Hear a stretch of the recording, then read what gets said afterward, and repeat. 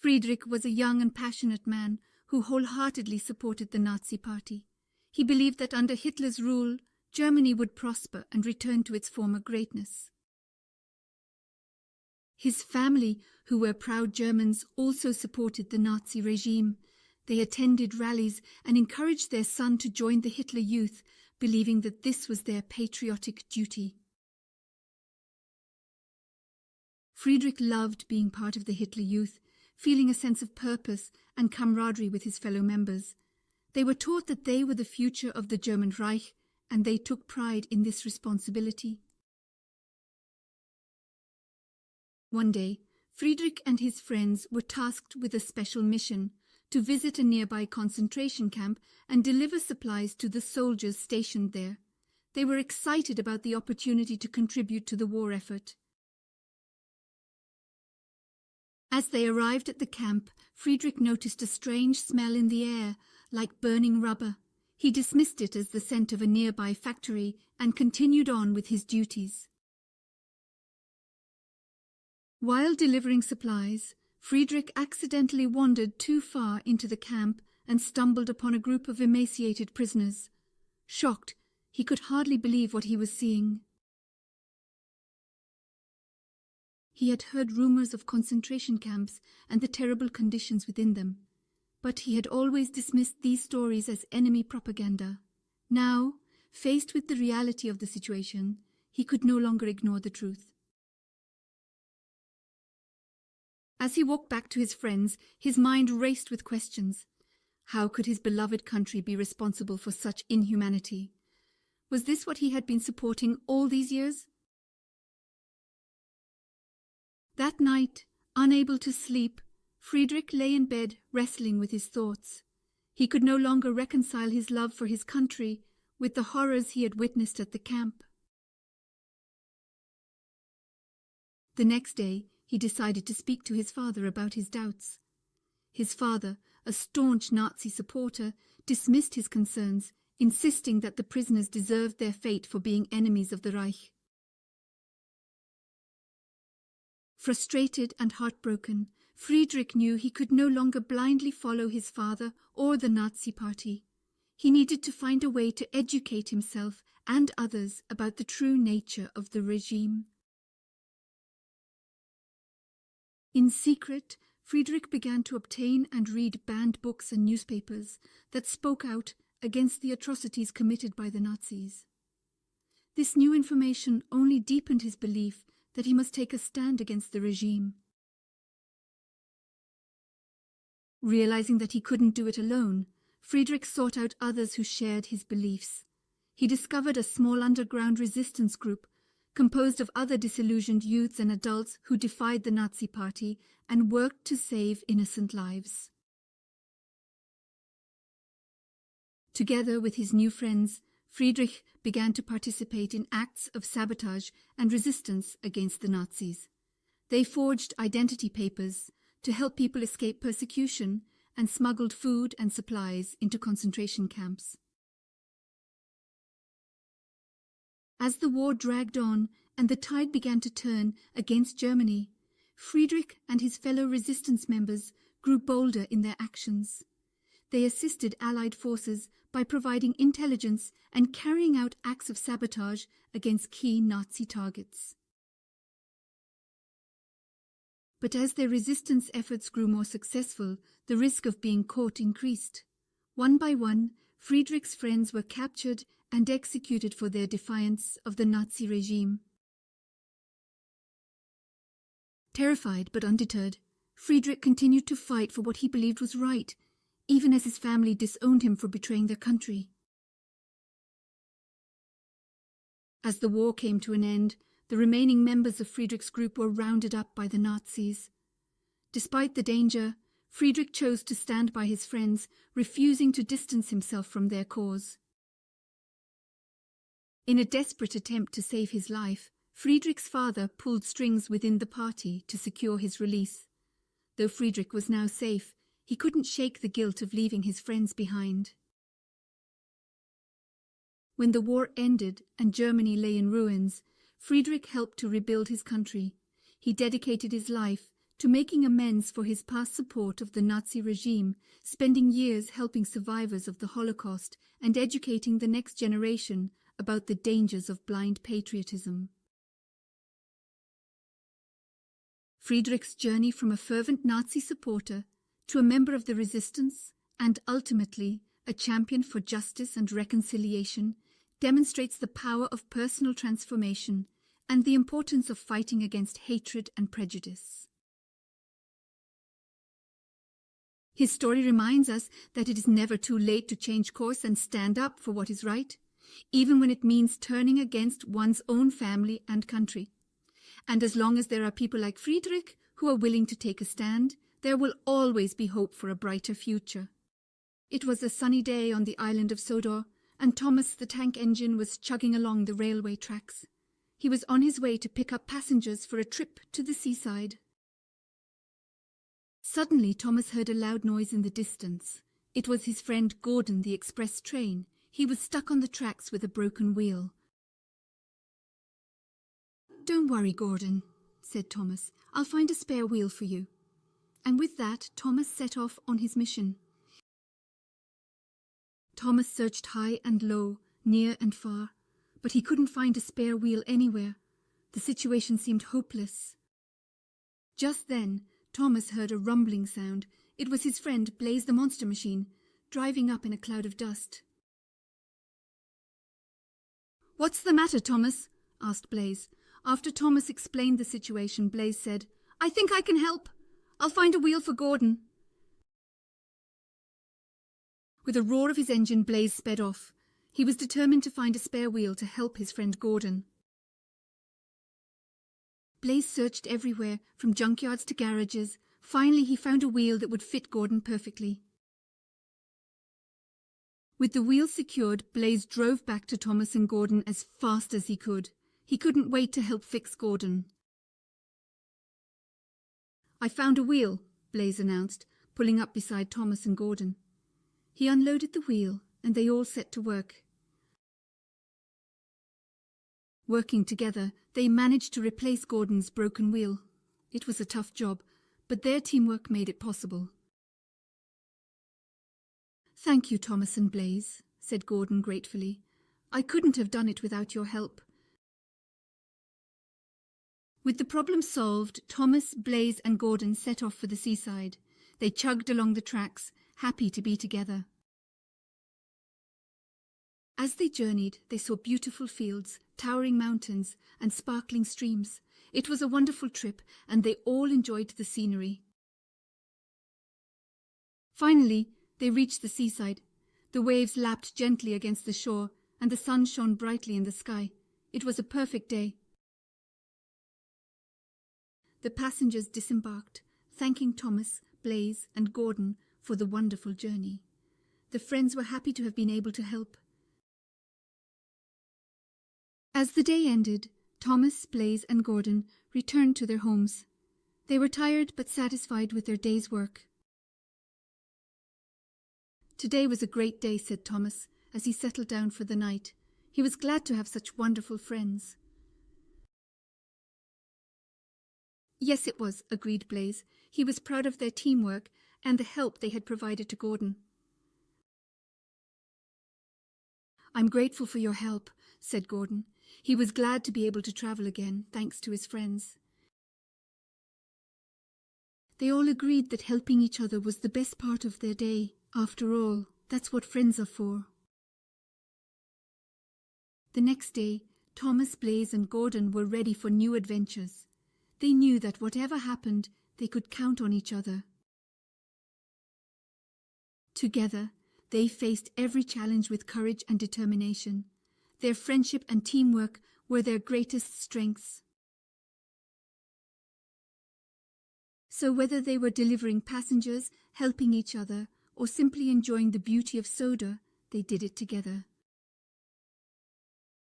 And that's the story of how Thomas, Blaze, and Gordon turned a simple trip to the seaside into an adventure of friendship and teamwork. In a world strikingly similar to our own, a sprightly lad named Yim lived. The boy was a born explorer, perpetually fueled by curiosity and a hunger for adventure. Yim's life took an exciting twist when he discovered an extraordinary coin. The coin, unlike any he'd ever seen, had a certain radiance emanating from within. The coin was not just a piece of metal, it was a gateway. It had the power to unlock the forgotten realms of a lost world, filled with unimaginable wealth and peril alike. Life had its share of ups and downs for Yim, but this coin was a treasure that arrived subtly. His curiosity persuaded him to keep the coin with him, always, unlocking bits of its mystery each day. Propelled by courage, Yim decided to journey into the unknown, the lost world. His heart pulsated with anticipation and determination, ready to tackle whatever lay ahead. The expedition wasn't a walk in the park. Life lessons lurked around every corner, hidden within challenges. Each step forward taught Yim about friendship, resilience, and the significance of the journey, and not just the destination. Upon stepping foot in the other world, Yim was met with a unique milieu. The terrains were treacherous, and the creatures mythical yet terrifying. Each trial Yim faced boosted his growth. Every fear he conquered, every risk he took him one step closer to personal self-discovery. In the heartland of this strange world were villains, eager to claim it. Each villain had their story, complicating Yim's sense of justice. Yim learned empathy, realizing that understanding was necessary, even for those considered foes. This was among the many lessons the lost world taught him. A battle soon erupted for the world's control. Yim, aided by newfound comrades, stood against the villains. They tested the potency of determination and the power of unity. Victory came their way, but not without sacrifices. Amid the victory, Yim found solitude to contemplate his journey, his trials, his alliances, and his evolution. Reflection, Yim concluded, was as vital as the journey itself. It allowed him to appreciate his triumphs and revisit the lessons learned. Homecoming held a new meaning for Yim. He returned with a heart brimming with memories and a head full of wisdom. Yim, a storyteller now, shared accounts of his feats, inspiring friends. He understood that the power of connection could spark a positive change, much like the coin that started his adventure. Once upon a time, in a small town, lived a sweet, innocent child named Lucy. Lucy was different, finding great joy in her imaginative fantasies. Little Lucy loved watching her family gather around the television. She saw how it captivated everyone's attention and how everyone cared for it. This gave her a unique idea. One evening she wrote down her bizarre wish in a school essay. She wanted to become a television set. Lucy wanted to stand in the place of the television. It had a special place, and around it the family gathered, chattering and laughing. Lucy fantasized about being the center of attention, her words listened to with keen interest, uninterrupted and unquestioned. Her wish was not just to be heeded, but also to be taken care of like the TV, especially when it broke down, almost as if it were a family member. She wished for her father to spend time with her when he got home, even when he was tired, just as he does with the television. Lucy wanted her mother to turn to her when she was lonely or bored, instead of ignoring her. She presumed that transforming into a television could bring her closer to her brothers and would break the ice of indifference. When Lucy's student teacher, Mrs. Martha, was going through the essays, Lucy's essay astounded her, and her eyes welled up. She read it to her husband, Mr. Peter, who also found himself very moved by the essay. They realized the profound loneliness hinted at in Lucy's essay. The reality it reflected painted a heartbreaking picture of Lucy's life. The couple decided to talk to Lucy's parents about this. They felt that Lucy's emotions were being overlooked amidst the family's busy routines. The next day, they invited Lucy's parents for a friendly chat at their house. Surprised, concerned, and a bit puzzled, Lucy's parents agreed. When Lucy's parents arrived, Martha and Peter shared Lucy's essay with them. As they read it, their expressions turned from shock to sorrow. They couldn't believe that Lucy felt so ignored and yearned for the attention dedicated to a television set. They were genuinely distressed. Lucy's parents resolved to change their behavior. They pledged to give more time and attention to Lucy, to include her more in their lives. Thankful to Martha and Peter for opening their eyes, they now understood the deep impact their actions had on their little girl's life. From that day onwards, everything changed in Lucy's home. Her wish to become a television set had worked a miracle. Her father would include her in his daily activities. He shared stories from work, and they made it a point to play games together. Her mother would also seek her company when she was lonely or bored. She taught Lucy how to cook, sew, and other household chores. Lucy's brothers also started interacting with her more. They played together, watched TV together, and gradually Lucy felt included. One day, Lucy's family decided to spend the whole day together, right from the morning to the starlit night, just like a holiday. That day, they played games, went for a picnic, and talked about so many things. It was a day Lucy would cherish forever. Lucy felt that her wish had truly come true. She was now living a happy life, full of attention, love, and care, just like a TV. This experience taught Lucy's parents a valuable lesson. They understood the importance of personal interaction and the detrimental effects of neglecting it. They decided to make sure that their home was not just a place to live, but a space where everyone felt loved, valued, and included. Miss Martha heard about the changes in Lucy's family from Lucy herself. She felt proud and happy for the little girl. Lucy's essay wasn't just a peculiar child's imagination anymore. It had become a catalyst for a beautiful transformation. Since then, Lucy's essay has been a reminder to everyone in the town. It taught them the importance of family and the need to pay attention to the feelings of young ones. The story of the living TV became a legend in the town. Everyone learned that every voice, no matter how small, was important and needed to be heard. Lucy, now known as the living TV girl, became a symbol of change and empathy. Her peculiar fantasy had led her family to a path of understanding and togetherness. From that day onwards, the television set was no longer just an object in Lucy's house. It was a symbol of something much more significant: love, attention, and respect. Days turned into weeks, and weeks into months. The change in Lucy's family was remarkable. They made sure to always make time for each other, no matter how busy their days were. Family game nights every Friday became a tradition. Lucy's father started reading bedtime stories to her, something she used to only dream about. They often laughed and cried together through the magic of stories. For Lucy, these were the best parts of her day. Lucy's mother started teaching her different crafts.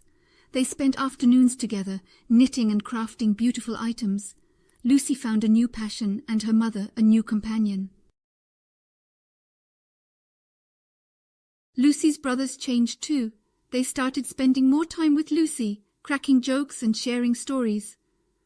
The bond between them strengthened, and Lucy felt truly loved and cared for. Lucy's life was so much more joyful now. She was the living embodiment of a happy television set, full of engaging stories, shared laughter, and heartfelt emotions. Lucy's story was a powerful reminder for everyone. It caused them to rethink their priorities, make their relationships more meaningful, and understand the need to balance technology with real human interaction. The story of Lucy, the living TV girl, continued to inspire everyone in the town. Lucy didn't have to become a TV to gain her family's attention. All it took was communication, understanding, and love. Lucy's story taught us an invaluable lesson. The power of love and attention can transform lives. Every child deserves to be heard, loved, acknowledged, and to feel special. So the next time you see a television set, remember Lucy's story. Remember to prioritize love and attention. And most importantly, make sure every little voice in your house is heard. In the tranquil depths of the enchanted sea, 5 mermaids lived harmoniously. They were lovely, young, and free-spirited, gliding with grace among the vibrant coral reefs and weaving through crystal-clear waters filled with sparkling schools of fish. Their days were filled with laughter, songs, and merry games. They danced with the dolphins, exchanged secrets with seashells, and basked in the warm glow of the underwater sun. It was a magical life below the waves. If the surface world had their sunsets, the mermaids had their moon pools, bright, tranquil pockets of sea illuminated by the moon. Here they gathered each night, their melodious voices filling the ocean with captivating songs. One such night, as they swam towards their favourite moon pool, their joyful giggles were silenced by a dreadful sight. A monstrous creature rose from the dark abyss, wrapping them in his slimy tentacles. The creature's eyes were cold, its voice thunderous. It declared that it had been lured by their songs, and now they would serve him in his abyssal lair. Terrified, the mermaids could only stare in disbelief. Dragged through the dark, cold depths by the monster, the mermaids clung to each other. They were brought to a dismal fortress in the heart of the sea, caged by the monster's tentacles. The days turned dark and cold. The once chatty and vibrant mermaids were now silent, their spirits seemingly crushed. Their world had become one of fear and sorrow, enslaved by the monster. They missed the warmth of the sunlit reefs, the schools of colourful fish, their moon pool, and most of all, their freedom. As the monster gloated in their misery, the mermaids knew they had to act. Compelled by their longing for home, they hatched a plan. Utilizing their quick thinking and teamwork, they began to whisper sweet, enchanting lullabies, the same ones that had lured the monster. The monster listened, entranced by their songs. The lullabies were so soothing that the monster's grip on them began to loosen. Their plan seemed to be working. As the monster drifted into an enchanted slumber, the mermaids started to untangle from the loosened tentacles. It was a delicate task, requiring patience and precision, but the mermaids worked together seamlessly. Once free from their slimy prison, the mermaids quietly swam towards the exit. Their hearts pounded wildly as they navigated the twisted tunnels of the monster's lair, ever fearing that it would awaken. They finally emerged from the dark tunnels, seeing the open sea at last.